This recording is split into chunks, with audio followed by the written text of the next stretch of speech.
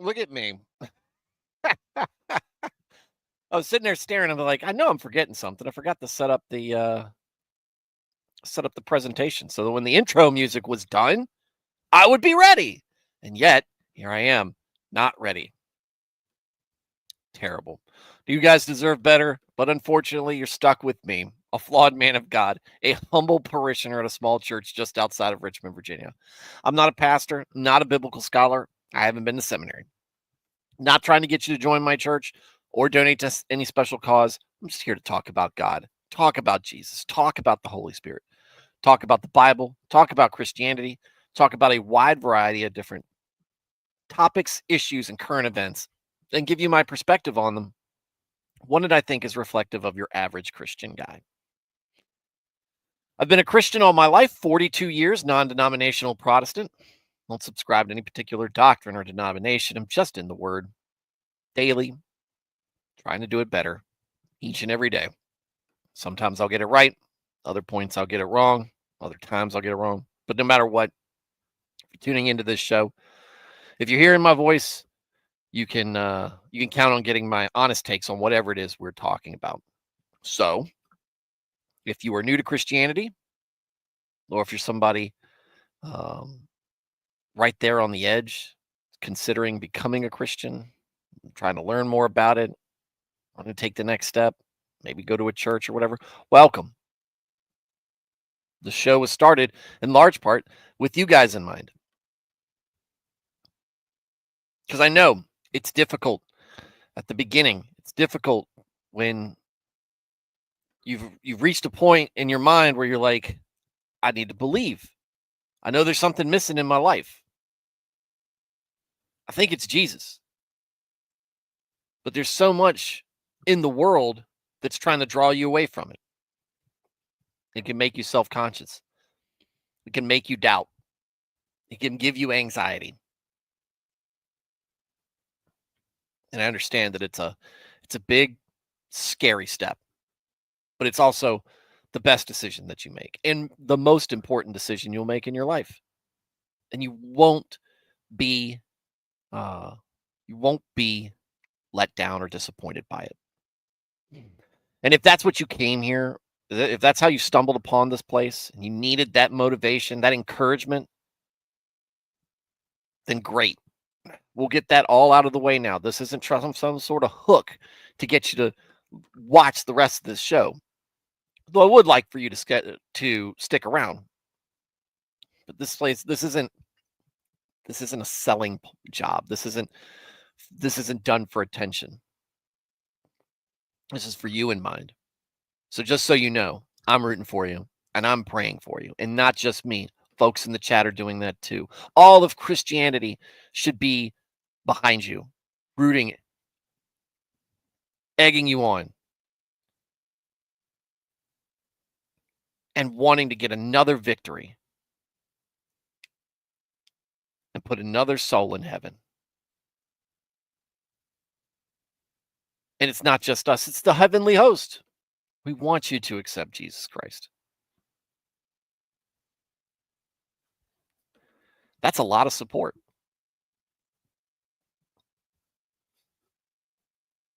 And hopefully that's enough to allay your worries, at least enough to take that next step, and then the next step, and then the next step,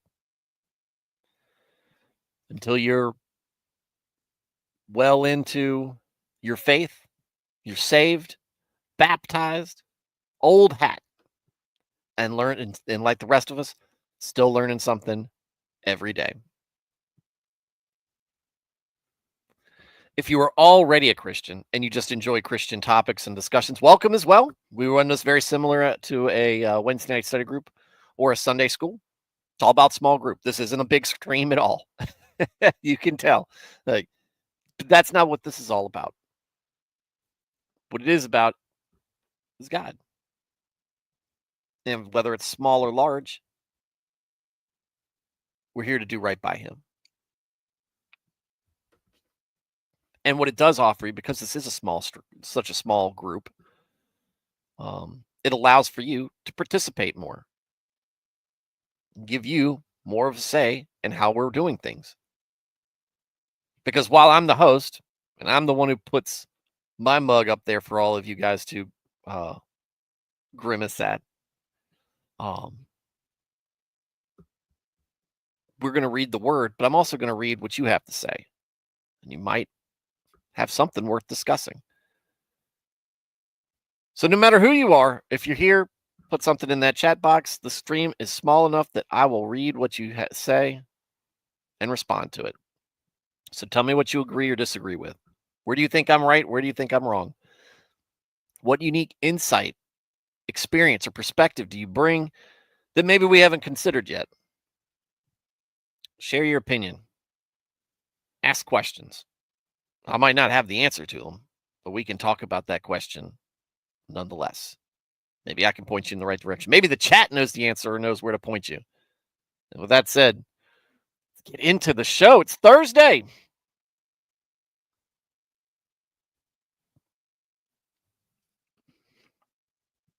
It's Thursday. That means everybody's favorite day, or one of everybody's favorite day. Friday is coming up next. And we are ready for that. Been a busy week. We've been streaming at a pretty consistent clip here. And I'm happy to say you guys have been right there along with me. Starting the year off right. Lots of streams. And we're going to start Proverbs 29. We'll see how far we get tonight. We'll start, and then after that, it's just 30, and then we will be done. The Psalms and Proverbs section of our Bible read through, which has taken almost a year and a half to complete. We started the book of Psalm, at the very end of October of 2023. And here we are at the end of January, just finishing up Proverbs. That's a lot of time. I almost forget Job, which didn't last all that long. Or the long stretch between Genesis and 1st and 2nd Chronicles, and then Ezra, Nehemiah, and Esther. When we're kind of telling the story of everything, doing the history. That was pretty wild. But you guys have stuck around. Some of y'all have joined in, maybe since we've been here. Don't remember that part. We're going to get into Ecclesiastes next. Song of Solomon. Those won't take long. And then we'll be in the books of prophecy. And that should be a wild ride too. But let's do right by Proverbs and give it the due intention it deserves. Start on it tonight. Chapter 29, warnings and instructions. He who hardens his neck and refuses instruction after being often reproved, corrected, or criticized, will suddenly be broken beyond repair.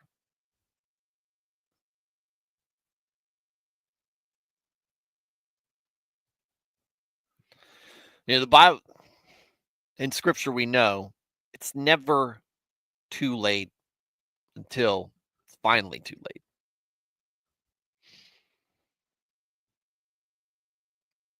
But right now, in many ways, you might be broken beyond repair. Some of y'all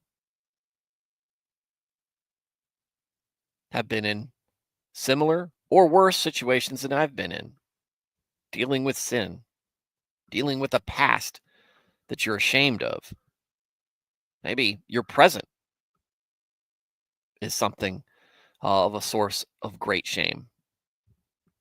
Let's say that all of us are proud of where we're at now, should constantly be improving, but something where it's just, I am, I am stuck right now. I am in a terrible place and I don't feel like I can get out of it. Not too late for you now. When the end comes, it might be too late.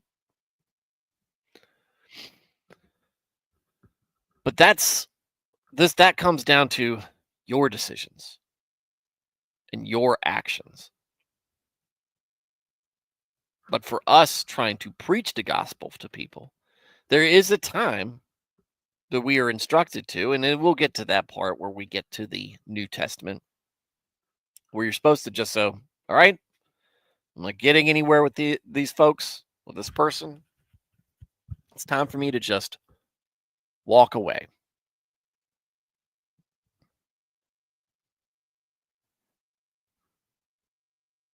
And I think that that's kind of the description here, suddenly be broken beyond repair. Now, how does God describe the Israelites in the many times that they frustrate him and he has to chastise them?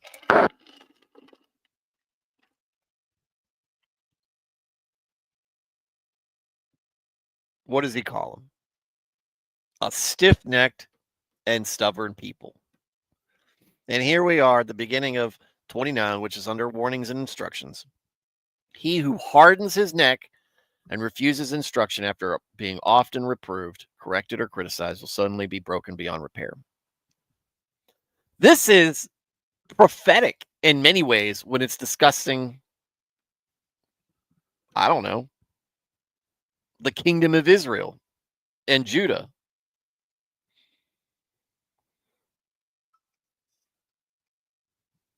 YouTube send me notifications. But the kingdom of Judah and Israel, from Exodus to Judges to Saul, David, Solomon, and all the kings until we got to Josiah, or the guys, the few after that, you constantly had times where the Israelites were stubborn.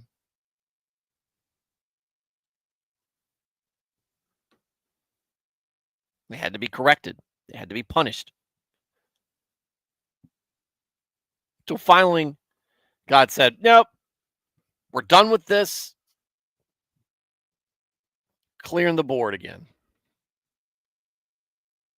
I'm gonna let these folks, these outsiders, these heathens, the folks I was trying to keep you separated from because of the way what they believed in and the way that they behaved.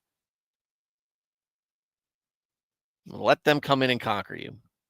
You're broken beyond repair. And the walls came down. Now, walls eventually end up being rebuilt. But there's a long time between when those walls come down and when the walls are rebuilt. Now, that's people as a collective. You.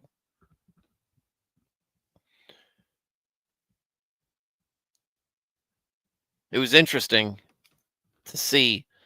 You see some of the reactions of people when they get in theological debates or whatever, and I hate it. You've heard me. You've heard my piece on it, guys. I don't like it, or I don't like the way it goes a lot of the time. It's most of the time it's condescending. It's not done out of love or actual concern.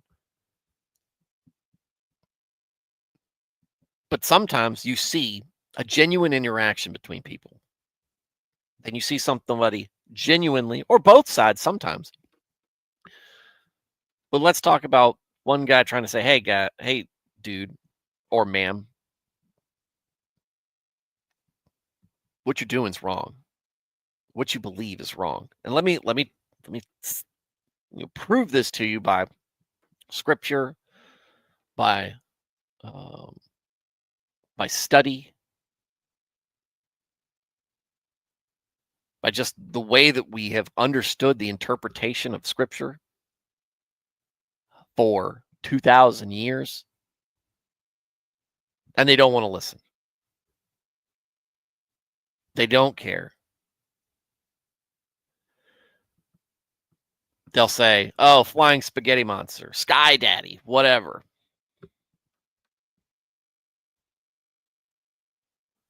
At some point, you got to walk away from it. You've got to be careful not to be that same person in your own life, in your own relationship with God. One of the things you have to come to terms with, and I think we talked about this some point this week, is you have to be humble enough to accept the fact that your opinions are not going to align 100% with God's. You have to abandon those opinions. You have to understand I am wrong, even though I feel like I'm right, and I feel like I should be right. I am wrong because there's a being greater than me, a creator who made the truth and everything, and they're telling me I'm wrong.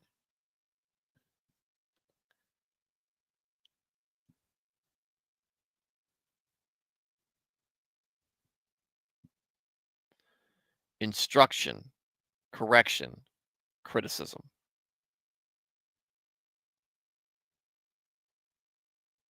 You have to be willing to accept it when you know it's when the truth is staring you in the face.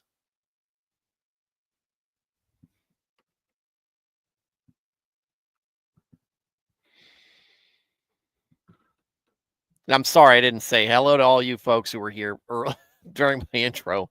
Alias, what's going on? Jenny ELJ, early hello from Jenny. How's it going, ma'am?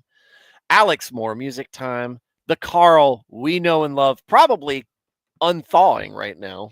My fellow Virginian, what are we at right now? Are you sinking back down in the teens? No, mid-20s. Mid-20s, but we'll get up to 40 degrees tomorrow. So hopefully, like I said, Carl's unthawing over there for the stream. Alex Moore, walk away from the man upstairs.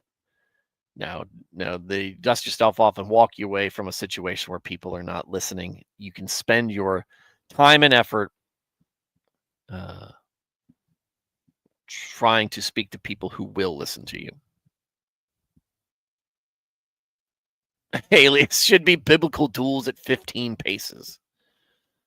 They do have those. I forget what they called them. Some sort of fight. Blaine might know. One of you guys, or Nath might know. It's basically a trivia game or something like that. Trivia duel. Who knows what about the Bible?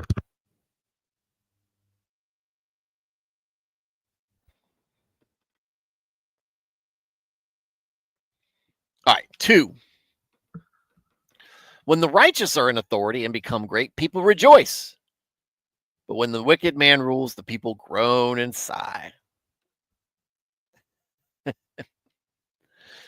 You try to put this into present day terms, and we are so polarized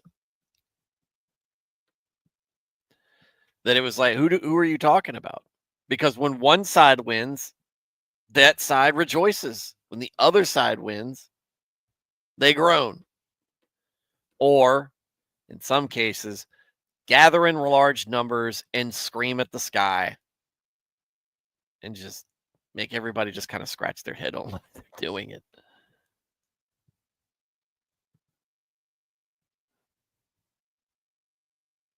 But I think deep down, you know that if you are, that when you have a righteous mindset, or if you are honestly trying to model your life after Christ's, that you understand when a leader is being righteous or at least wise and doing the right thing, and you feel the effects and you're like, this is good. It's not necessarily something that feels good. It might be a painful truth that we had to go through, but you're like, we're all kids. And good parents is not just making us feel good all the time.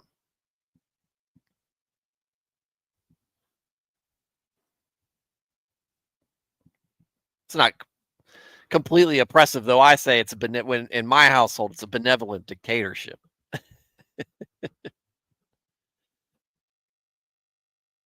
We don't have a constitution in this house. We have a Bible, and it's a patriarchy because God is king. Christ is king. Jesus is Lord, and that's the government that we live under.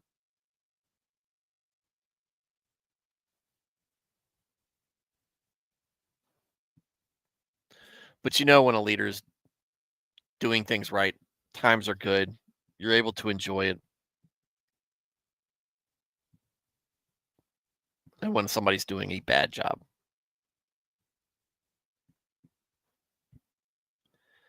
and things are not so great. And if you ask me, I saw more of the good leadership with Trump and a lot of the bad leadership with Biden. Was Biden wicked? Don't know. He's got dementia. It's hard to tell. If maybe he was lucid, how he would have been as a president. Would he have been worse? Don't know. Be better? Maybe. Hard to be worse. It would be hard to be worse. And I'm not trying to say that Trump is righteous. He has some very problematic policies that I think, or policies that are problematic to Christian faith and Christian beliefs. But it's better than what we had.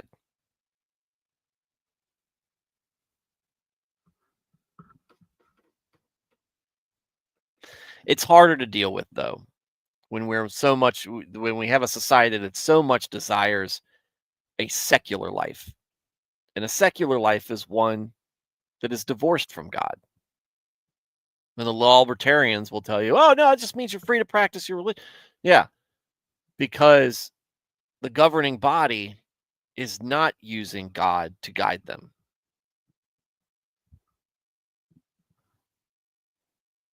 And most of those secularists would rather we not be hanging around to begin with.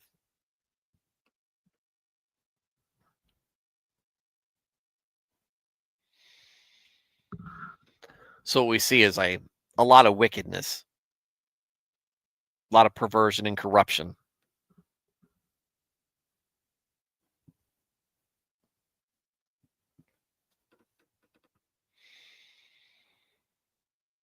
And a lot less of the rejoicing out of real honest understanding that a good and righteous leader is in charge.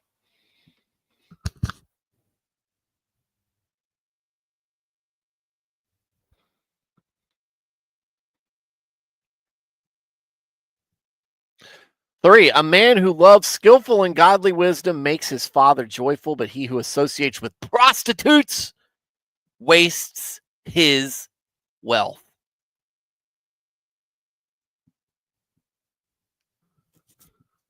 How would you rather your son turn out? Wise, discerning, practical, godly, or living a holy life, or whoring it out with prostitutes? Don't have a penny to your name because that's all you give it to.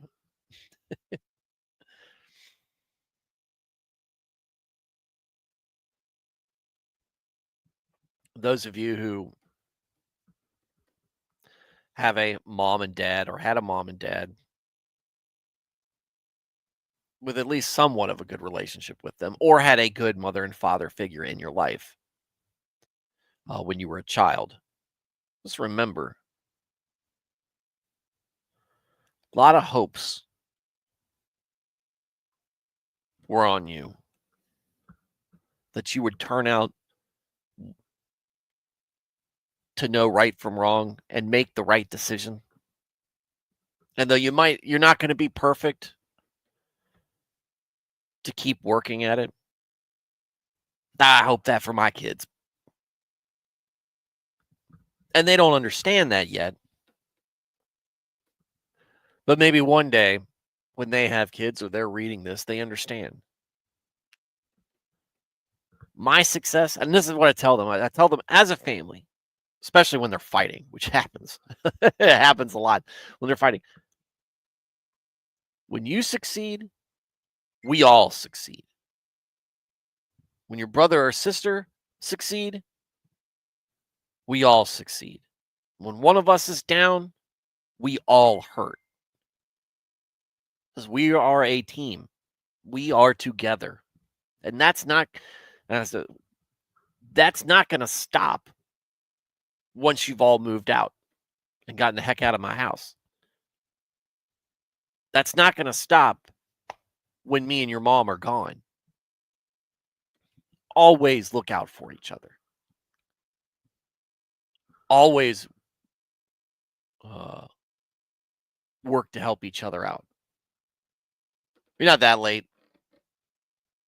Only a half hour late, MR. We should all be joyful when we succeed and make the right decisions. And if my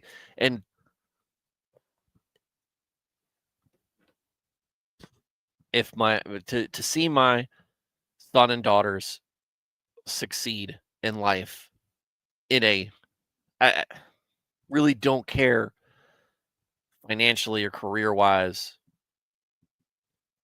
whatever, socioeconomic status, don't care.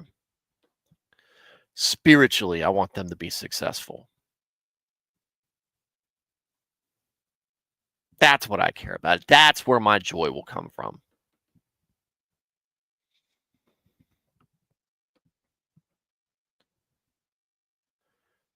Mr. Alias, who's in charge of discipline, has determined that MR will be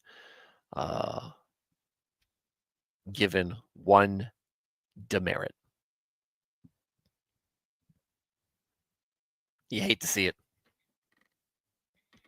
Hopefully, MR, you weren't associating with prostitutes and making us all sorrowful because we can't be joyful. Instead, you were out doing joyful and godly things. In which case, we would be joyful, and we would apply 1 remerit. Good one, MR. At least it's not the ruler. Can't do it virtually. Probably count. Oh. The king establishes and stabilizes the land by justice, but a man who takes bribes overthrows it. Again, we talked about this righteousness versus corruption. Just or corrupt. Bribes is a part of corruption. It's such a big, we know this, that it's such a source of corruption in our own government. Lobbyists, insider trading. That's the legal, well, let's say insider trading. They're doing this stuff and they're not getting, there's no penalty for it. We complain about it. You see people complain about it in the discussions and social media all the time, but it's not even considered taboo up there. It's the expectation. It's the desire. The money. Politicians go in relatively wealthy. Not millionaires, but enough that they could they could support themselves and scrap together some campaign money, because it's not cheap to run a campaign. Trust me, I know this. Even local level, even at the local level. I messed this thing up. There we go.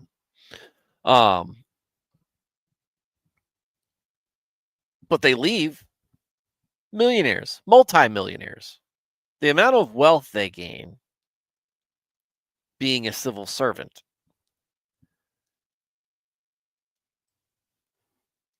is incredible. And we know it's not above board, and it's not limited to one party or the other.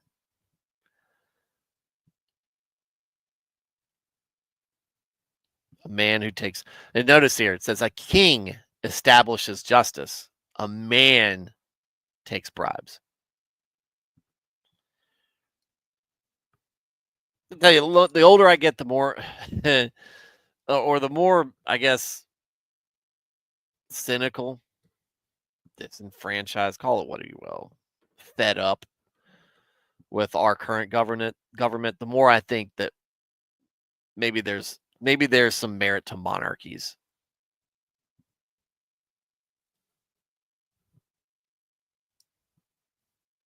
Not a whole lot, because man monarchies, human monarchies, because it's God who had told them when the people asked for a king, he said, "You have a king already. I am your king. Y'all serve me. I watch over you."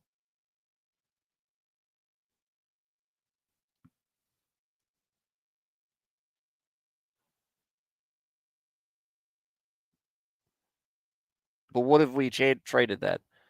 We had a we had a king, or we had a royal line and an aristocracy that we ditched during the revolution, and we established our own country. But it didn't take but a few generations before we had our own political class.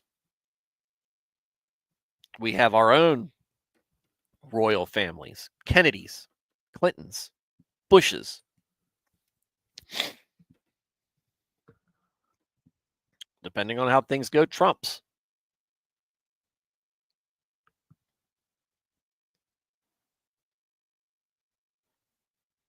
And that's just the presidency part, and some of the Senate. We have a political class that has taken over, or taken the place left by the aristocracy.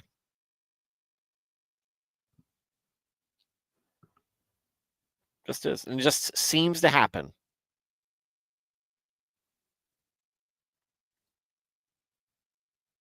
in almost all the different political stripes. And yeah, there's more to it. There's more practicality before it, but it's at the end of the day, there's corruption exists, period. And we were a long ways removed from real justice. Rothschilds, Davenports, Morgans, and Rockefellers. Yeah, I know. I was just talking. I said this was mostly just the presidency. None of those last names have been presidents. Though I'm sure there's some genes and what do you call them? Family trees. It's sad to watch. It's always sad to watch. But just remember, we live in a fallen and broken society, but we are also fallen and broken people. What are we trying to do? Improve ourselves, be better, rise above. We are not of this world.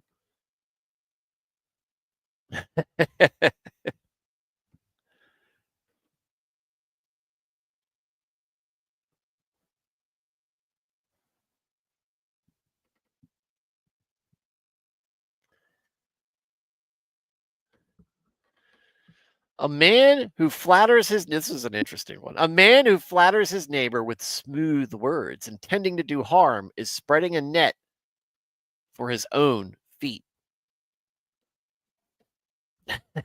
You're setting yourself up.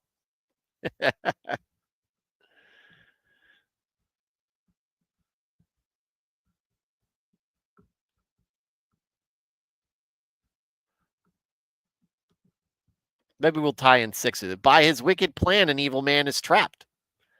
But the righteous man sings and rejoices, for his plan brings good things to him. That flies in the face of no good deed goes unpunished.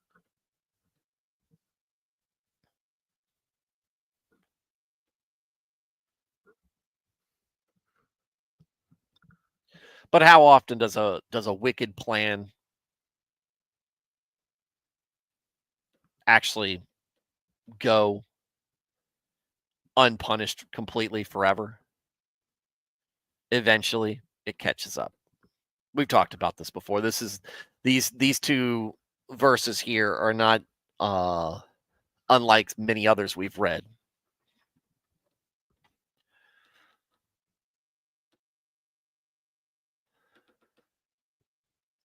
What's going on, Renath, by the way? Hello. You don't always get a reward if unpunished. My reward is in heaven. And this is just a reminder. Not all the benefits for your decisions will be realized in this lifetime.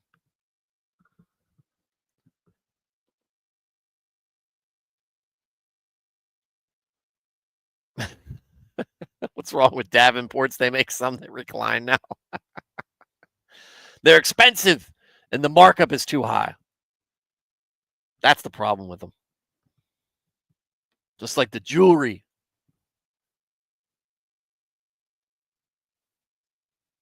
It's not Davenport thing. That's more of a Rockefeller thing. Rothschilds. That's more of a Rothschilds thing.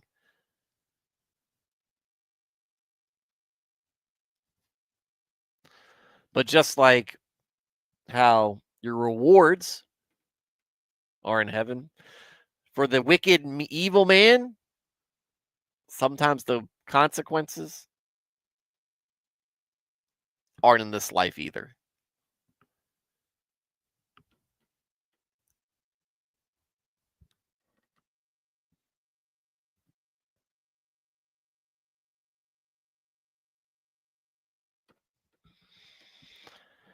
And the reason you're doing a good deed or you have a righteous plan is not really to enrich yourself. It's to help somebody else. It's a good deed. Good deed isn't self-enriching. That's not the main goal. So even if you end up being punished by it, what was the goal? To see somebody else flourish or succeed. And that should bring you joy. That should bring us joy. It's part of what sacrifice is. And it's hard for us to understand that in the moment, oftentimes, especially when we figure, okay, doing a good deed, it's not going to cost me more than some effort, whatever, no big deal. I'm doing a person way more good when it costs me very little. And then something unseen comes in and be like, man, well, it's like, hey, I can help this guy move. And then after you're done helping him move, somebody runs into your truck that you use to help them move. That it wouldn't have been there if you hadn't helped.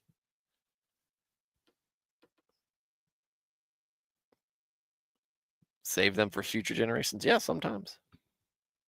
Again, I'm old enough at this point, and I've been old enough for a while to have seen where things happen in God's time and not mine.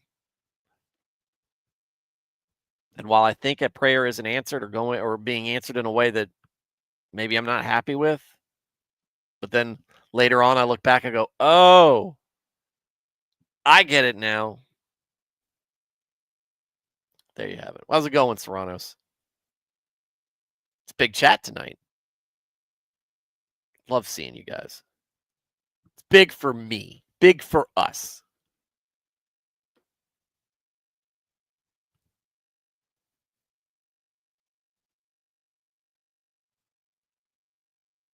There we go. 7.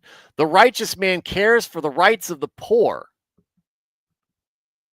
but the wicked man has no interest in such knowledge. We kind of were saying this the other day.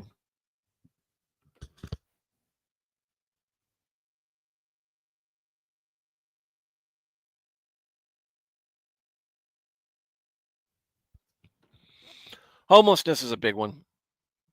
People, we gotta help the homeless. And some people will be like, yeah, but it's like, it's just a pamphlet or a brochure for them. It's just a talking point, and it's a place for, oh yeah, I'll donate or whatever. Do they care about what's going on, or are you just trying to throw money at it because you have money and that's the easy thing to do? Do you know if that's actually helping them? Do they need money or do they need uh, service?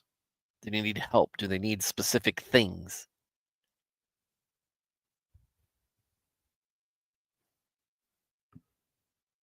Some people don't care at all. Some people just want to complain. Oh, why are all these homeless around here just defecating in the streets? Not really considering why that's going on.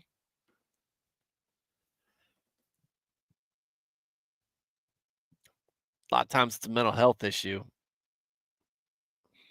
It's how the city is being managed. It's about how we're serving our fellow man. The wicked don't care.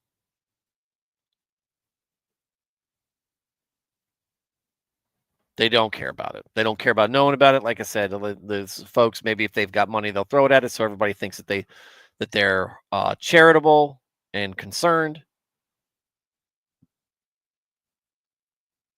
But when they see them, and they're like, ugh, who are these people? We need to get rid of them all. Throw them into the ocean with the batteries. You could tell I'm thinking about California. When I said that, throw them into the ocean with the batteries. But again, are you volunteering? Are you trying to help out? Are you contacting people like, what are these folks? What do we need? Are you getting involved with this? Are you holding politicians accountable? What are you doing that's allowing, or what are we not doing that's allowing this activity to exist the way it is?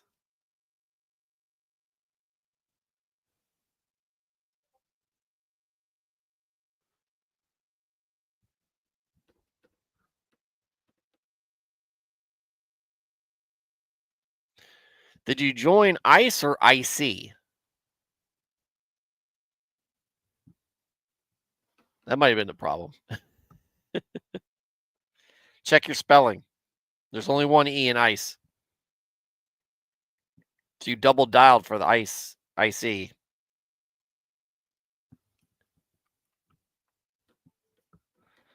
They're probably not interested in what you have to offer. But I'm genuinely surprised that you didn't get a call back. Maybe you will now, considering considering where we're at.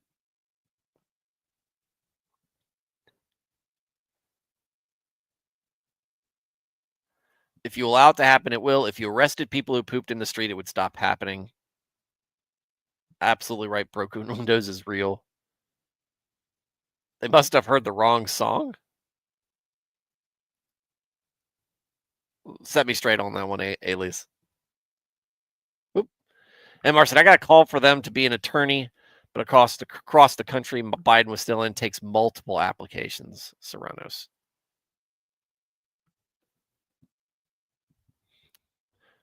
I'm surprised, considering where you're at, MR, that there wouldn't be something local.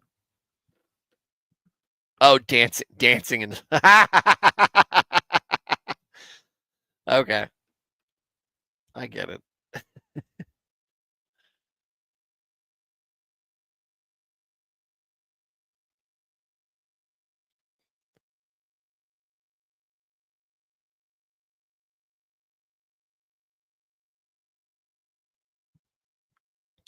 Scoffers set a city afire by stirring up trouble, but wise men turn away anger and restore order with their good judgment.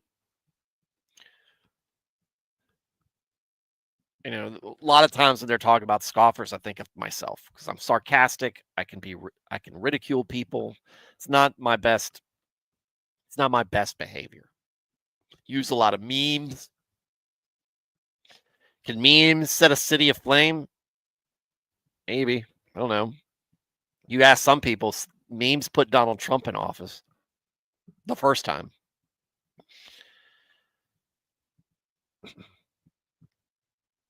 Better hit the gym, Serranos.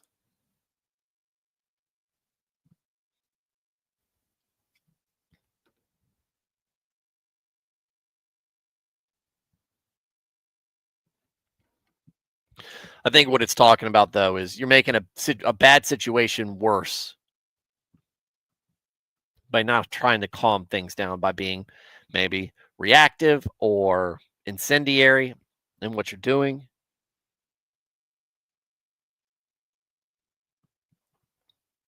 Trying to incite bad behavior. The next thing you know, there's strife. Wise men turn away anger, restore order with their good judgment. Letting cooler heads prevail. Who's the cooler heads? Who's going to be like, hey, things are getting out of control. We all need to step back, take a few breaths, take some time away from each other, talk it out. Let's not burn down the city.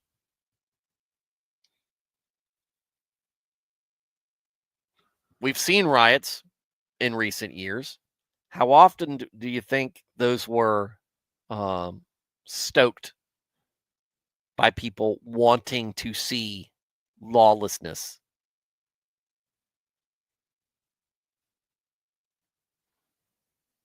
And vandalism. Because they think people need to do it. Oh, they just need to get it out of their system. Who put it into their system?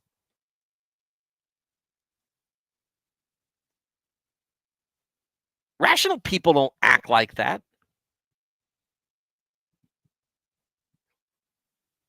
Rational people don't burn down their neighbors' stores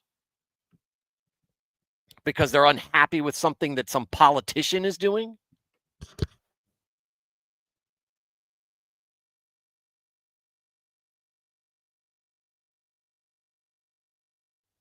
Burning down a Taco Bell has nothing to do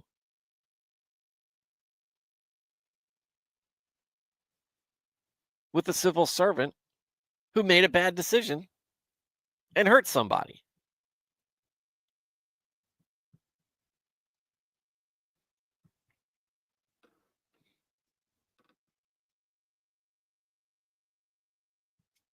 Who comes out and be like, hey, we need to knock it off. Who's delivering? Whoever is delivering bricks on pallets to the street and street corners, let me catch you.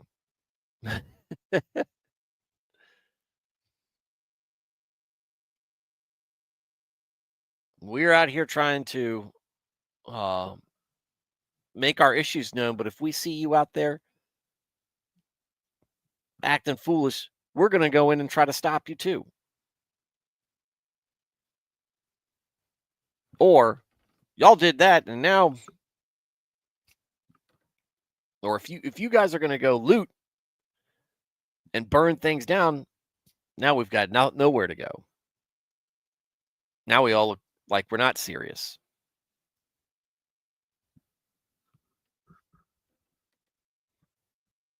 Wise men turn away anger, restore order with good judgment.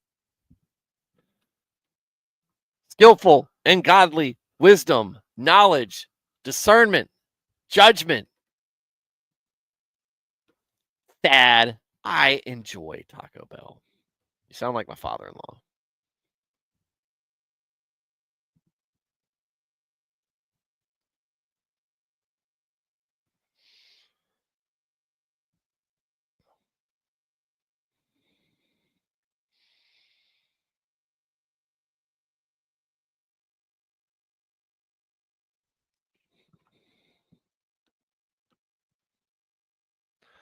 I thought out there y'all had Del Taco, Serranos.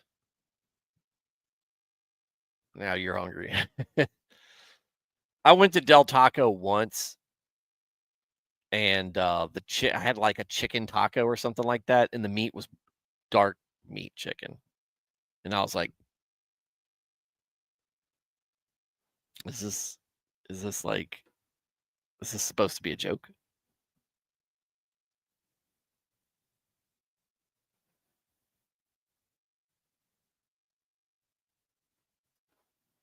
What the heck is Del Taco? I don't, Blaine. I thought it was like a West Coast. Like y'all have Carl's Jr. out there. We have Hardee's. I remember my best friend in the Army was from Medford, Oregon. And when we were going through helicopter school on the coast of Virginia, and so on the weekends when we got our weekend pass, he would hang out with me at my house, and was like, man, I was like, we were hungry. It was like we're driving. I was like, all right, we're gonna go to Hardee's. We pulled into Hardee's because that's a Carl's Jr. I'm like, oh, what the hell is a Carl's Jr.? It's the same company apparently. What the heck? What in the world is Taco John's? And why isn't it not Taco Juan's? I mean, I'm just trying to be consistent here. Taco Bell is everywhere. I think the chain we have here is in other places like Taco Time. Look, because this is how we get diverted, right? From what I understand, and I think I've talked about this before, maybe on Blaine's stream. Of course, Taco John's is from Wisconsin.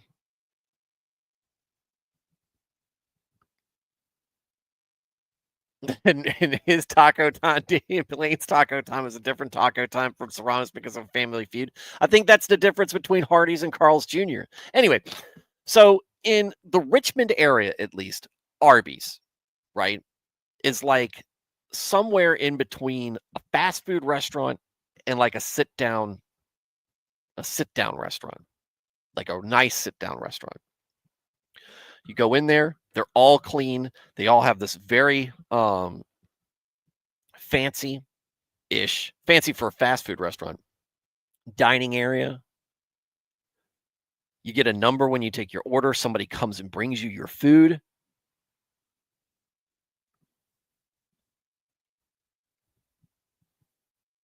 And it's good. It's expensive. It's one of the more expensive fast food places. But from what I understand, Arby's, outside of maybe the Richmond or the state of Virginia, is a dump.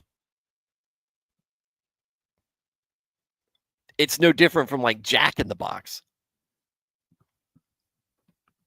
And that's always just been wild to me. It's like I caught this one time because back when I still listened to Glenn Beck, so this would have been like probably around the 2009 2008, 2009, before he went all weird. But he was going on tour, and somebody was like, "Oh, if you stop it in Virginia," they're like, "Oh, dude, if you're in Virginia, you need to check out Arby's. It's nowhere like it's nowhere. It's the Arby's they are nowhere outside of that state." I don't know if any of you guys know of Arby's, but that's what I've heard. I've always been interested in that. Never seen an Arby's outside of the state of Virginia. Never been to one. Maybe I should check it out. No. The national treasure has been, is, and always will be Waffle House. Does have the meats. does have the meats. Anyway, that was side conversation. Taco John's is actually from Wyoming of all places, which is funny. I don't know why it's funny. It's like nothing's out in Wyoming other than Big Sky Country. I don't know. People and things can be from Wyoming, Serranos.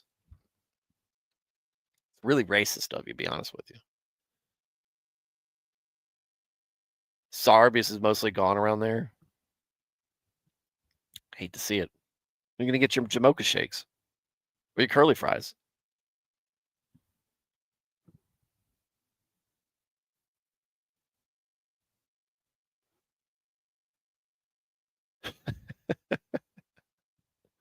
All right. Let's keep moving. What's going on, Blaine? By the way, seeing you pop in. It's a big stream tonight. If a wise man has a controversy with a foolish and arrogant man, I'd like to see what this is. The foolish man ignores logic and fairness and only rages or laughs, and there is no peace, rest, or agreement. 9 in the English Standard Version is much smaller, is much shorter. If a wise man has an argument with a fool, the fool only rages and laughs, and there is no quiet. I don't like this. I laugh at people. Once an argument becomes ridiculous to me, I laugh at people.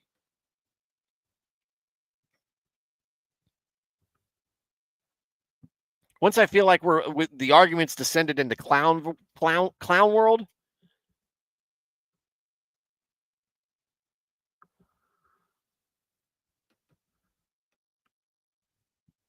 I laugh. Stop taking people seriously. But doesn't this like sound like verse 9 sounds like every social media argument? Well, not every social media argument. A lot of social media arguments are two foolish men. Every once in a while, like if I'm in there, it's a wise man against a foolish man, whoever disagrees with me. Take me and Blaine, for instance. Me, a wise man,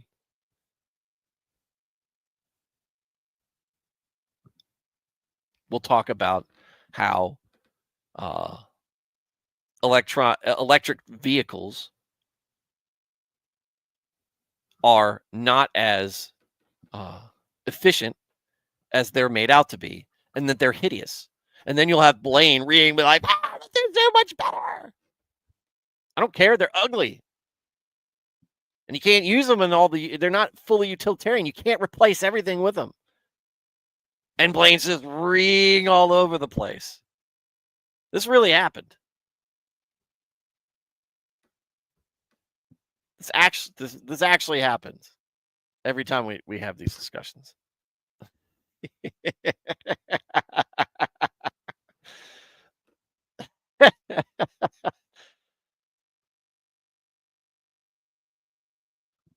It's efficiency related if I want to get rid of it faster because it's so hideous.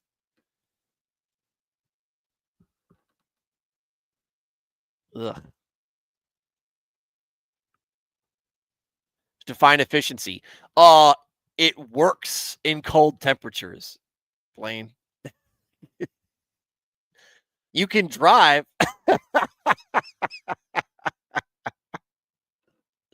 My mind is blown.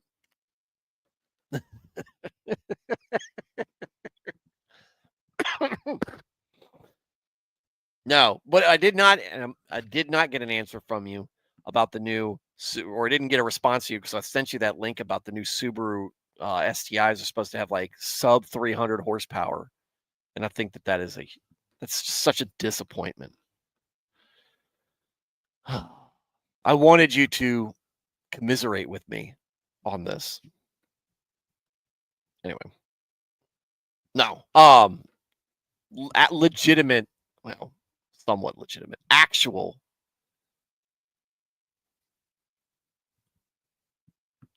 disagreements that you see often online involve a lot of this. ignoring logic or fairness, only raging, no peace, no rest or agreement, none of that stuff. It's always just accusations. It's always just name calling.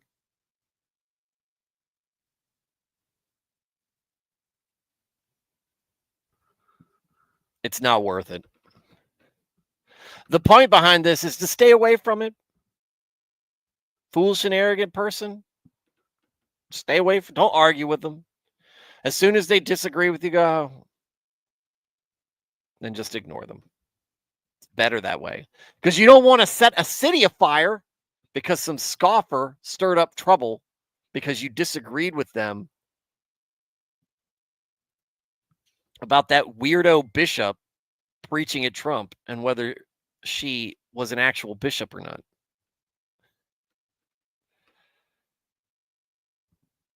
All right, one more and we're done for the night.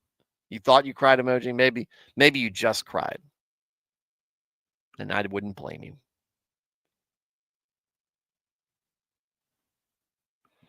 All right, last one, verse 10. The bloodthirsty hate the blameless because of his integrity, but the upright are concerned for his life.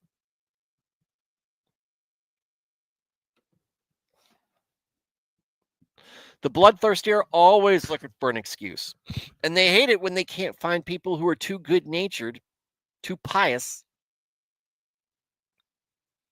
too unconcerned with petty things or temptations and sinful and poor behavior, degeneracy or whatever, that they can't attack them without making stuff up or trying to change the narrative or whatever. They hate that. They want to be mad. They want a reason to come after you. They're bloodthirsty. They love that mob mentality. They want your job. They want your dignity. They want your life. They're out there. The upright are concerned about it. The upright see that baker in Colorado and go, man, we need to help this dude out. Man, what's happening out there is wrong.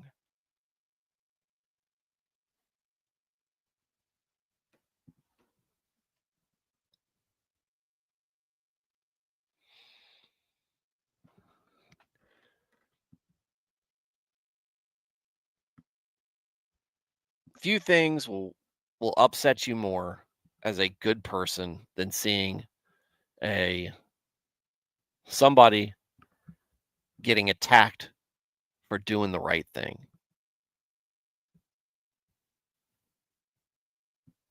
Or attacked just for minding their own business.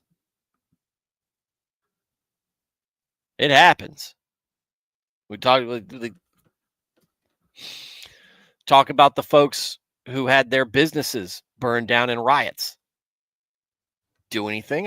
I'm part of the community. I'm part of you guys. I'm just trying to make a living, just trying to feed myself, just like everybody else. I'm not looting. I'm gonna board up my business and hope it's still there when I come back.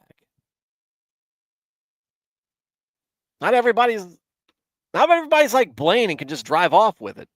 Drive off with their business. Ha! I'll see you on the interstate. But seriously, you hate seeing people suffer for no reason, us being in the wrong place at the wrong time and got the attention of the wrong people. And what's the saying?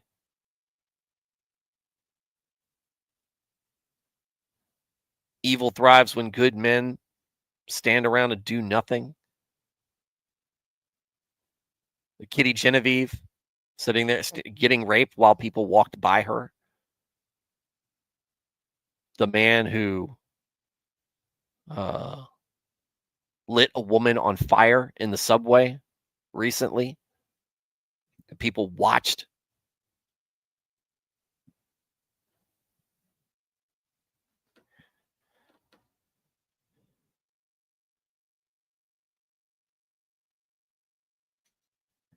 And then when somebody does stand up and tries to do something to help out, they put them on trial for murder.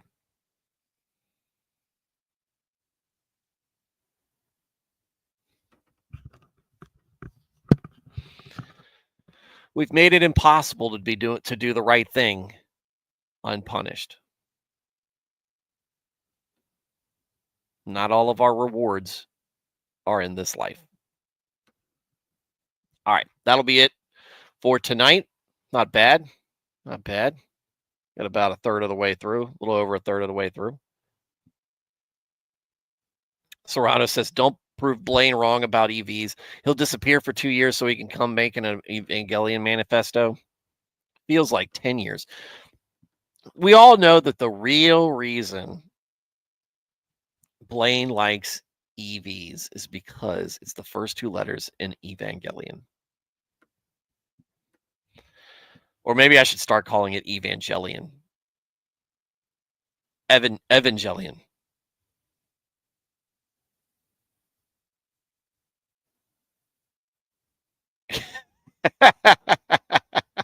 Guilty as charged. Caught in 4K. All right, everybody. Been great. Wrapping up the week.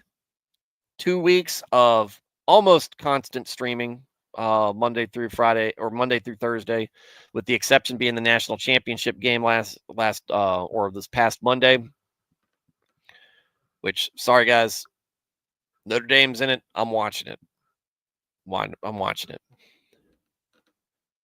It's been good. Been a good run, and you guys have been around here supporting me, coming in here, and being part of the chat. I love it. So, Blaine, Serranos, Alias, MR, Alex Moore, who commented, I didn't even see it. King Solomon writing Proverbs didn't mention taco joints.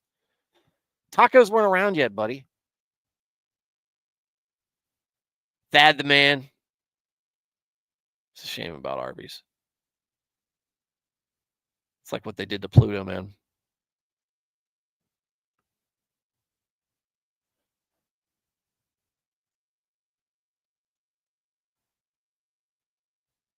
Nernath,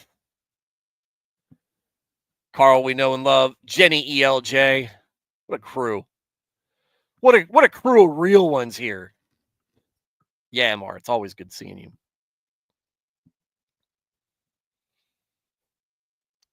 Thanks, guys. Thanks for being part of the chat. Every time y'all are here. Makes the show that much better.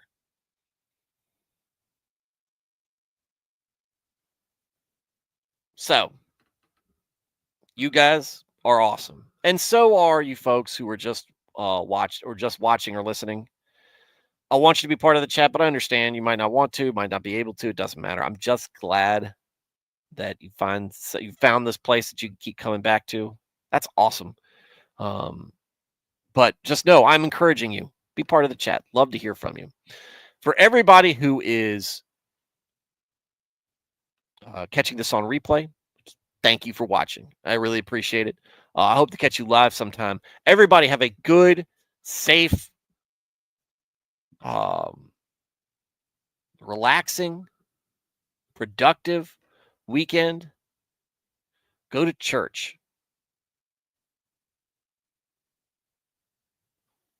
It's great that you guys are here with me talking about the word. Go to church. And we'll meet back here hopefully Monday. In the meantime, you guys have a good night and God bless.